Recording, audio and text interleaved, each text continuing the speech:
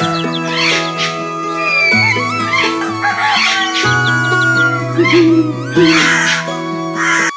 छोटा सा गांव था, नाम था सीतापुर।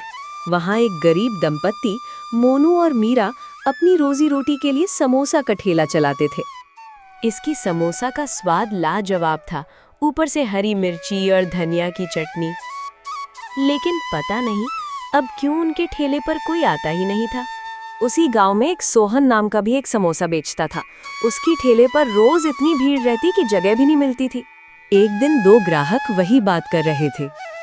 अरे भाई, ये सोहन की समोसे में वो बात नहीं है, स्वाद तो मोनू वाली समोसे में है। पर जाने क्यों पैर खुद ब खुद सोहन की ठेले की ओर खिंच जाते हैं। ठीक आ रहे, पहले रोज मोनू के ही समोसे खाते थे। उसकी धनिया की चटनी में जो तीखापन था वो तो मजा दे देता था। अब तो बस मन ही नहीं करता उसके ठेले पर जाने का। उधर मोनू अकेला अपना ठेले के पास खड़ा चुपचाप सब सुन रहा था। वो मन ही मन बोला, पहले तो मेरे ठेले पर भी भीड़ लगती थी, अब सब सोहन के पास क्यों जा रहे हैं? क्या उसने कोई जादू कर दिया है क्या? उस रात सोहन ने अपना ठेला जल्दी समेटा, सारे समोसा बेच चुका था। घर पहुंचते ही उसकी पत्नी सोनम बोली, जी आज तो अमावस्या की रात है, याद है ना? हाँ याद है। तुमने तैयारी कर ली? जी, पूरे 13 किलो चिकन पका लिया है। पर बताओ ना, हर बार 13 किलो ही क्यों, 10 या 20 क्यों नहीं? अरे भगवान, मैंने उसे 13 तारीख को ही नींद से जगाया था। अब उसे हर अमावस्या को 13 किलो चिकन चाहिए। अगर नहीं दिया तो हमें ही खा लिया। सोनम कांप गई। क्या आपने उसे जगाया क्यों? सोहन धीरे से बोला, अगली उसी की वजह से तो हमारी समोसा बिकती है, वरना हम भी मोनू की तरह बैठे रहते। उसके कारण ही हमारे अच्छे दिन आए हैं, उसका शुक्र मानो। दोनों कुछ देर खामोश रहे। बाहर हवा में अजीब सी सिहरन थी। फिर सोहन बोला, चलो अब सो जाओ, मैं जाकर उसको चिकन खिला कर आता हूँ।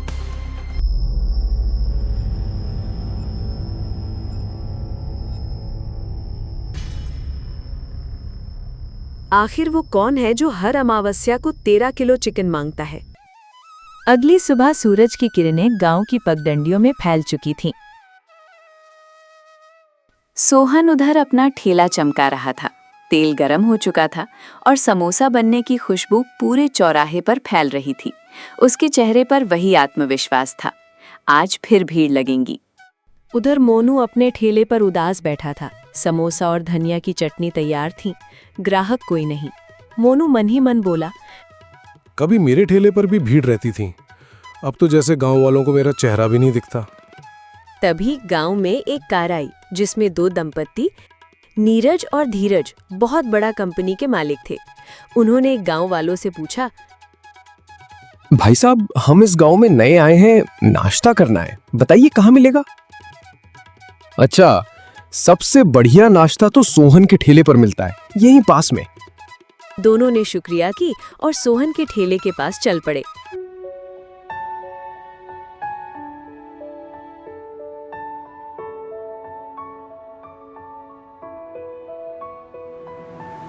जब वो सोहन के ठेले के पास पहुंचे तो देखा बहुत भीड़ लगी थी।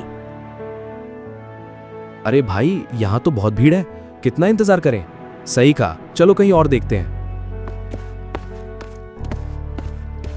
तभी नीरज की नजर पास पड़े मोनू की ठेले पर पड़ी। देखो उधर वो ठेला कितना साफ है और खुशबू भी कितनी अच्छी आ रही है। हाँ चलो वहीं चलते हैं।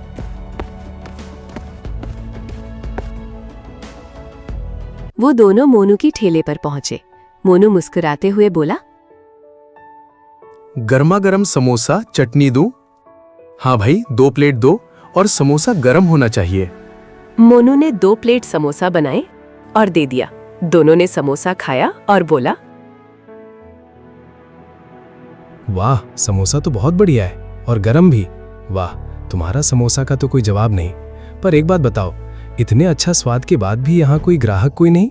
क्या बताऊं साहब, वो सोहन ने कुछ जादू कर रखा है। गांव वाले अब मेरे ठेले की तरफ देखते भी नहीं। आप शहर से हैं इसलिए बच गए, नहीं तो आप लोग भी उसी के ठेले की तरफ चल जाते। अरे भैया, ऐसा कुछ नहीं होता। ये जादू टोना का चक्कर में मत रहिए, अपना कर्म देखिए, दूसरे को दोष मत दीजिए। इतना कहकर वो लोग दोनों चले गए। पर उधर सोहन दूर से सब देख रहे थे। वो तुरंत अपना ठेला समेटकर जंगल में गुफा की तरफ चल पड़े, जो बहुत पुरानी गुफा थी। सोहन गुफा के भीतर चल गए। गुफा के भीतर से कुछ आवाज आई। बादल में अंधेरा छाया हुआ था। फिर कुछ देर बाद सोहन गुफा से बाहर आया।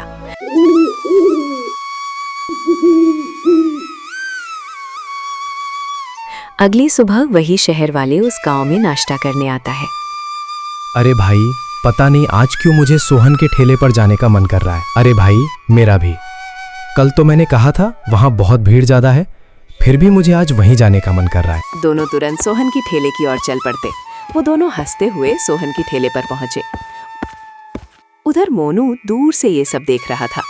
उसका चेहरा नाराज हो गया और बोला, अब तो वो दोनों साहब लोग पर भी जादू पड़ गया। जब नीरज और धीरज सोहन के ठेले से नाश्ता करके लौट रहा था, तब रास्ते में गांव के मुखिया जी मिले। कैसे हो शहर वाले बाबू लोग, कैसा लगा हमारा गांव? बहुत अच्छा गांव है मुखिया जी, बस एक अजीब बात है। कल हम मोनू की ठेले पर गए थे, आज पता नहीं क्या हुआ, पैर खुद ब खुद सोहन की ठेले की ओर चल पड़े। कुछ तो अजीब है उस ठेले में। अरे नहीं बाबूजी, कुछ अजीब नहीं। सोहन का समोसा का स्वाद ही ऐसा है कि लोग खुद ही सोहन की ठेले की ओर खिंच जाते हैं। पर नीरज और धीरज जब आगे चल पड़े, तब दोनों के मन में एक ही सवाल सोच रहा था, क्या सच में स्वाद खींचता है या सोहन का कुछ अलग ही रहस्य राज है। शाम का समय था। मोनू अपने घर में बैठा था। फिर उसके दरवाजे पर कोई आया।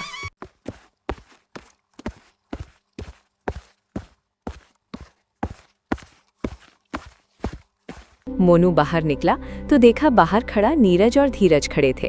अरे साहब, आप दोनों यहाँ? मोनू जी, जो आपने उस दिन कहा था लगता है वो सब सच है। देखा, मैंने पहले ही कहा था वो सोहन कोई साधारण व्यक्ति नहीं है, पर आपको यकीन ही नहीं हुआ। अब यकीन हो गया है मोनू। जो आज हमने देखा उसके बाद शक की गुजारिश नहीं रही। क्या देखा आपने? हमने सोहन को जंगल की तरफ जाते हुए देखा। एक थैली में कुछ था, शायद वही राज छिपा था।